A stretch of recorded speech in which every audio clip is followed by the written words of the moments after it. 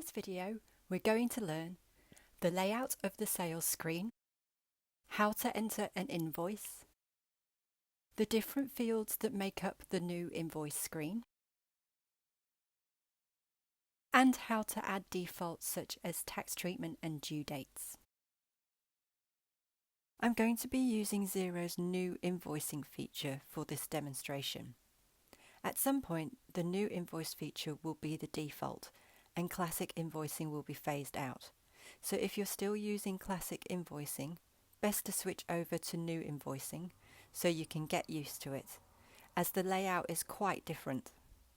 I suggest practicing it in the demo company first, then using it in your own organisation.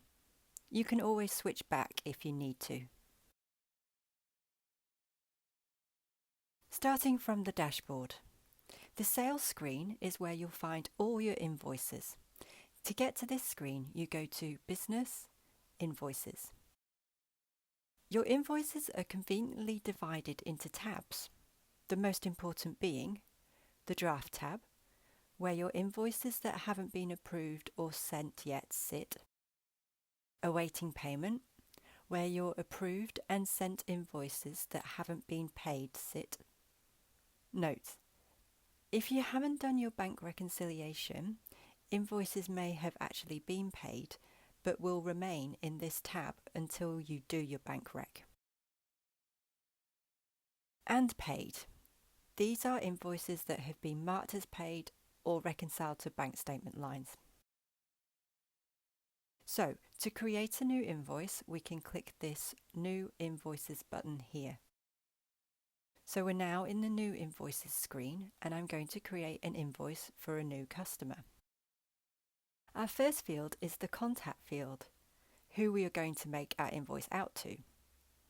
Bear in mind, every time you create a transaction in Xero, you are able to create a new contact. So be careful not to create double ups. You want all your transaction information under just one contact. So to find an existing contact, you would type in the first few letters of their name and select them from the list of suggestions that comes up. For this example though, I'm going to create a new contact. The great thing about the new invoicing feature is when you add a new contact, you can enter all their details on the fly, which you can't with classic invoicing. So I'm going to go ahead and add their details.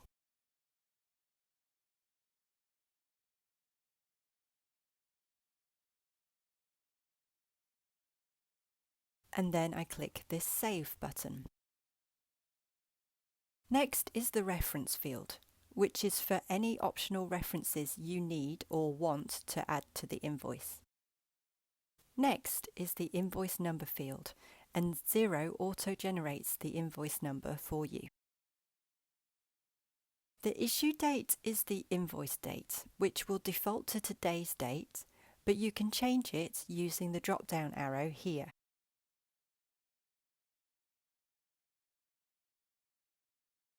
The due date is again defaulting to today's date, but if you click this down arrow, you will see a list of common due dates that you can select from, or you can choose a date using this calendar. I'm going to choose the 20th of the month following. Note, you can set up default due dates for all your invoices in the Invoice Settings screen. So if you are the type of organisation that always has a due date of the 20th of the month following, you can set your invoices up to always default to this by going to the Invoice Settings screen. You can also set due dates for individual contacts in the Contact screen, which we'll look at later. Online Payments is a Pay Now button you can add to your online invoices so that people can pay by credit card. We're going to look more in depth at this later. Our next field is Currency. So if you're on the premium plan, you will have the multi-currency feature, so you can make invoices out in different currencies.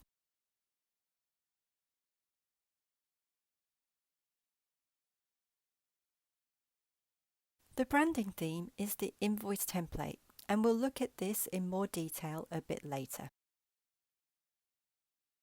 Now we're going to enter the details of the invoice.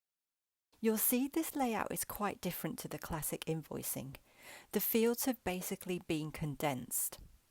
So when you click into the item description field, if you have untracked inventory entered in products and services, the list of these will automatically pop up for you to choose from. Reminder, untracked inventory is where you can enter the complete details of items you commonly invoice to make data entry quicker. We'll look more on how to set this up in the 201 course. So to demonstrate, I'm going to choose an item from the list, desktop email support via phone. So we see that all the data has pre-populated according to what is in the untracked inventory. And you'll see here is where the chart of account code is.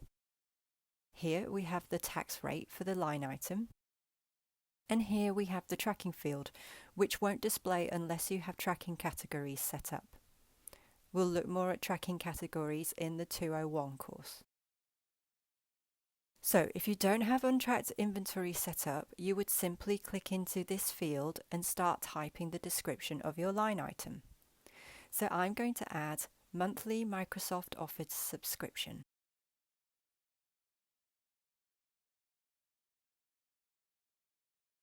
And then I'm going to go down and select the chart of account code. The tax rate will default to whatever is set for the chosen chart of account code. And I'm going to charge for one at $150. And there we go.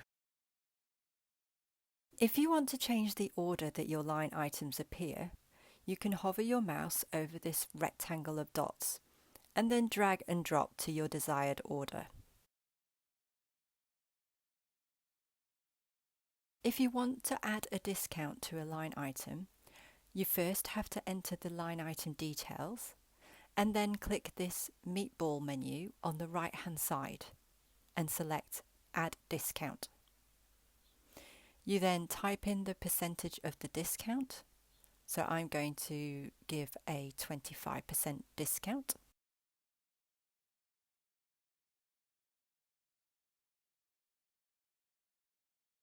And there it is. If you need to remove a line item because it is a mistake, you also can click this meatball menu on the right hand side and click Remove. And now if we go down here to see the subtotal and total, we see here there is a drop down arrow showing us the tax treatment of the whole invoice. Right now it is tax inclusive, but I want it to calculate the unit prices as tax exclusive. So I select excluding. Note, you can set the default tax treatment for all your invoices by going to Settings,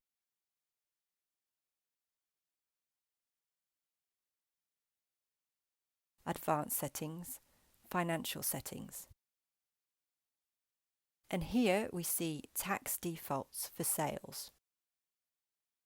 At the moment it is set to based on last sale, but if you always want your invoices to be calculating as tax exclusive, then you would select tax exclusive and then click Save.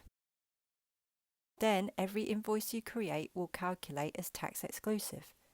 But if you need to change it for an individual invoice, you can on the invoice here, as I just showed you before. Here on the left-hand side, we can attach a file to the transaction. You may want to use this feature to attach documents to the invoice that are relevant to the organisation internally. They will only be seen within your Xero. Or we can choose to send our upload with our online invoice. And I'll be talking about online invoices in a later video. For example, you may want to send some terms and conditions with your invoice. So to send it with the invoice, we have to switch on this Send with Invoice option. Otherwise, it won't send with the invoice and it will remain in your Xero attached to the transaction. Now, just a few notes about this whole screen. New invoicing has an autosave feature, meaning if something goes wrong, like your internet connection drops out, you won't lose your work, unlike with classic invoicing. With the autosave feature, the invoice is saved in the drafts folder until you approve it. So, if you create the invoice and then come back to it later, or accidentally click out of it whilst you're working on it, you'll find it in the Draft tab because it's been auto-saved. You can also change the layout of this screen by selecting fields you do and don't want to see. You can do this by clicking this meatball menu and selecting Change Invoice Fields. For example, if you never enter a reference on your invoices, you can choose to not see this field by deselecting this box. And then that field will no longer display, making your screen a little less crowded. Note though that this doesn't change the way the invoice displays to your customer, so the word reference will still appear on the customer's invoice. You'll see that the tax amount is showing on my invoice because I chose it to by selecting this box here. But it may not do so for you. However, I strongly suggest selecting to show the tax amount field so you can check the tax is correct on each line item. So, if this tax amount field isn't showing in your screen, go to the meatball menu here, click Change Invoice Fields and select the tax amount box. Then click Save. And that is how the new invoice screen works and how to enter an invoice.